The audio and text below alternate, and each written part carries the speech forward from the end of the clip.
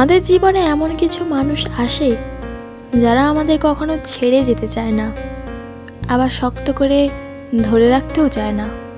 সে তোমাকে সবসময় এটাই বোঝাবে, থাকার হলে থেকে যাও, আর যদি না থাকতে চাও তবে নির্দ্বিধায় চলে যেতে পারো।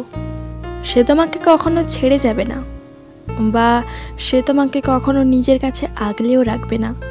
কিন্তু তুমি যদি সেই মানুষটার থেকে অবহেলা পেয়ে একদিন সেই মানুষটাকে ছেড়ে আসো, তখন কিন্তু সেই মানুষটা তোমাকে গালমন্দ করবে, লোকের কাছে তোমার নিন্দা করবে, সবাইকে বলে বেড়াবে তুমি তাকে ঠকিয়েছ। তুমি শুধুমাত্র একটা টাইম পাস করেছো তার সাথে, কিন্তু সত্যি কথা বলতে তো তুমি কখনোই সেই মানুষটার কাছে প্রায়োরিটি পাওনি, বরং তুমি তার জীবনে একটা অপশান হয়ে থেকে গেছো।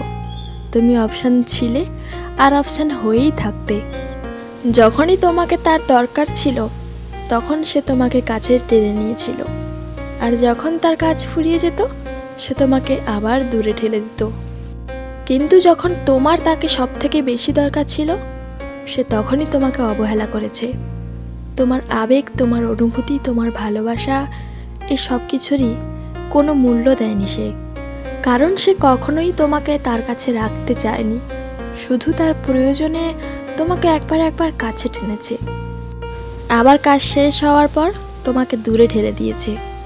আসলে তো সে কখনোই তোমাকে ভালোবাসেনি, তুমি শুধু তার কাছে একটা অপশান ছিলে। সে তোমাকে রেখে অন্যদিকে একটা বেটার অপশান খুঁজছিল, আর সেটা শুধু তার প্রয়োজন ছিল বলে। কারোর জীবনে অপশান হয়ে থাকার থেকে একা বেঁচে থাকাটা অনেক ভালো, তাই না?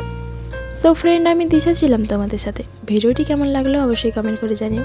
আমার চ্যানেলে যদি নতুন হয়ে থাকো তবে চ্যানেলটি অবশ্যই সাবস্ক্রাইব করো, আর আগে থেকে যারা সাবস্ক্রাইব করে রেখেছো তাদেরকে অনেক অনেক ধন্যবাদ।